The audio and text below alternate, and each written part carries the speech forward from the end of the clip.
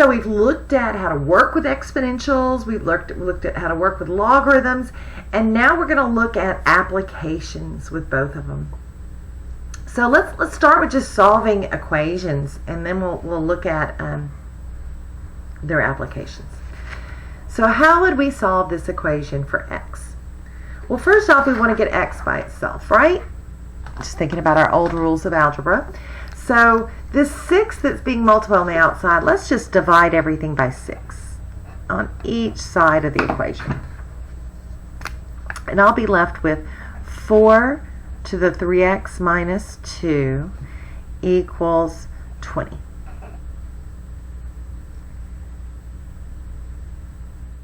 Now from here, we have a couple of options of how we want to do it. So I want to go over the two ways to do it. So one way, I'm going to come over here,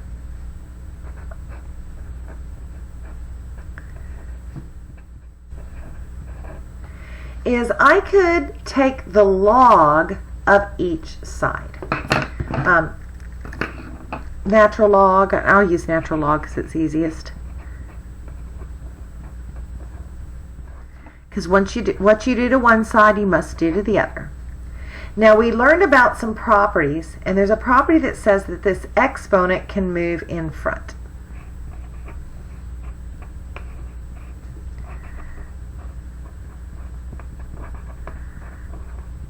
Now, just to let us know, this natural log of 4, it's a number, but it's a really ugly decimally number. So we don't really want to get that yet, because if we got an ugly decimally number too early, we could round too early, and that'd be really bad. So I'm going to take this and divide each side by it.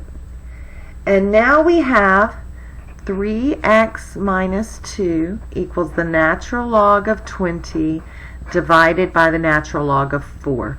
This does not divide out because they're inside the logarithm, so don't try to do that. But I'm waiting to the very end to actually evaluate it. But we actually could do this in the calculator here, because most of y'all are pretty good at calculator. So I could find that natural log of 20 divided by the natural log of 4. And then what would I have to do to get x by itself? Well, I'm going to have to add the 2, then divide by 3. And so I get x equals 1.387. Over here, the other way we can do this is we can rewrite it. So that would be log base 4 of 20 equals 3x minus 2. So I would need to evaluate log base 4 of 20. And if you have one of the special calculators, you can use the log base feature. If you didn't, you could use that change of base formula that says this could be the natural log of 20 divided by the natural log of 4 equals 3x minus 2. And we're back. Notice we're back to where we were. And we'd end up with the same answer. So both methods are perfectly correct, and I forgot that I had already set that up to show you both methods. Well, I showed them on the same side. Example 2. This time it's a logarithm, so what would we need to do? Well, we'll need to divide by that 3 first, right? Gosh, I can't believe I did that. Okay, so divide by 3, divide by 3.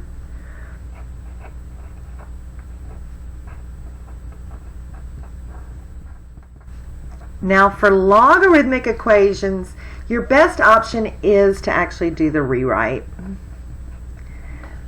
So 8 to this exponent equals what's in the parentheses, or 5x minus 9 would equal 8 to the 4/3. And I'm going to go ahead and see if 8 to the 4/3 is a good number, and it is. It's 16. So add the 9.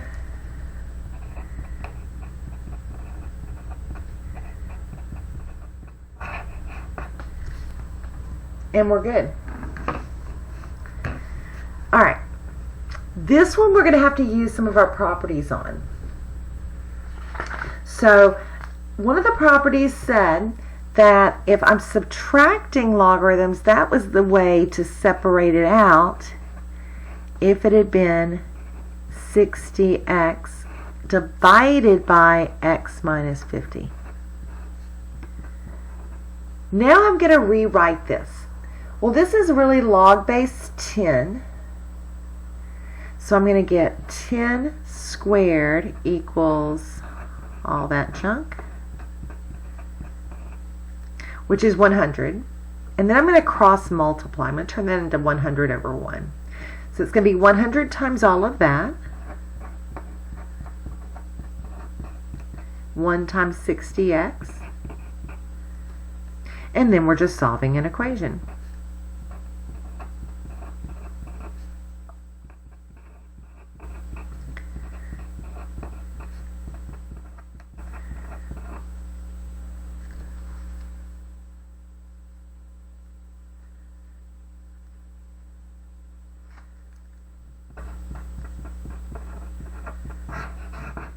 And we're good.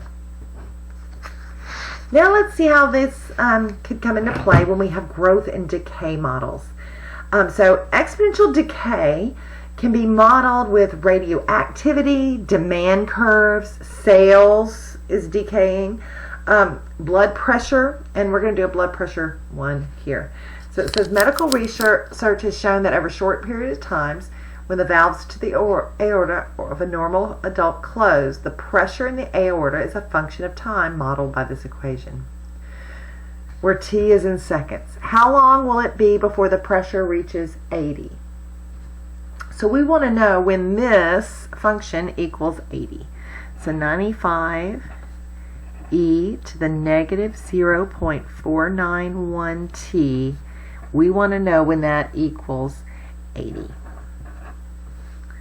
So we would divide by the 95.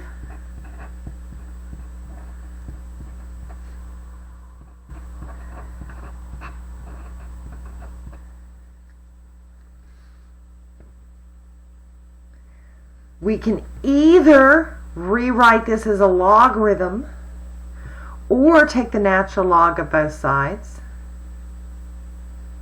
And I'll show you what cool happens if I do the natural log of both sides on this one.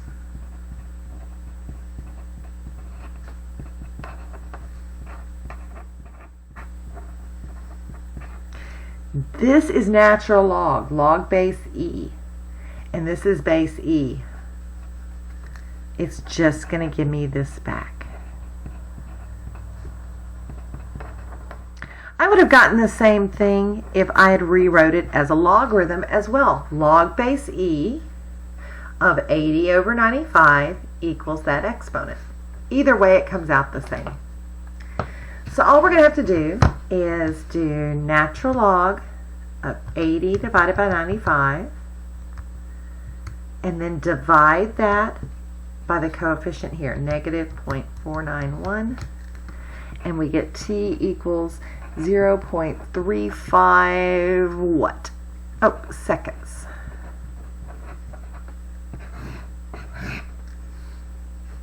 All right. The next one is a sales example. Oh, and I'm sorry, this marker really bleeds through bad.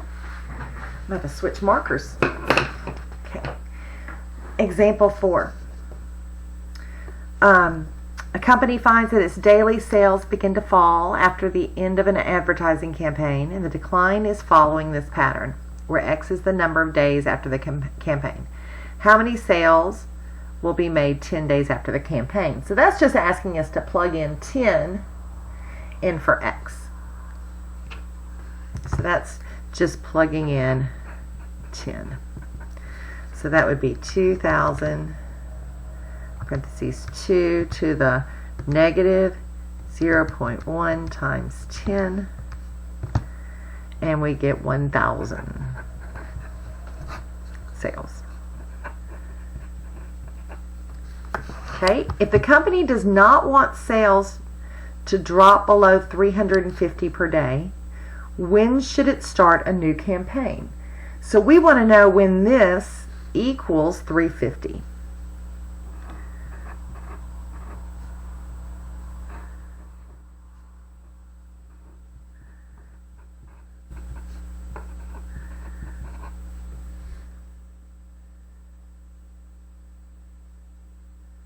So we would divide by 350. Divide by 2,000. And I get 2 to the negative 0.1x equals 0.175.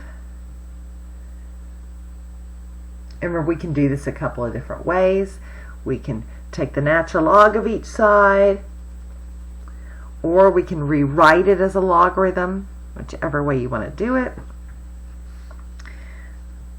I'm going to keep doing the natural log method.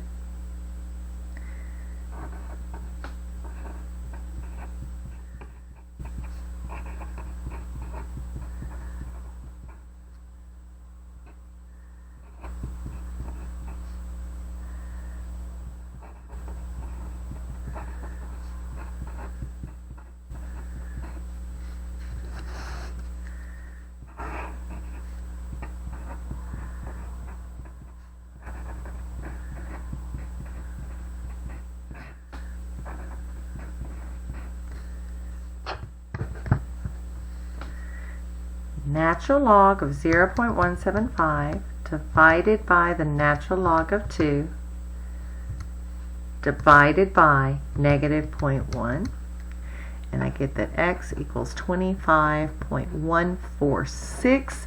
So what would that mean? How many campaigns? If we keep going over 25, so right at 25.1, that's when we hit 350. So at the 25th day, we are not below 350 yet. So we would want to restart on the 26th day, right past that boundary.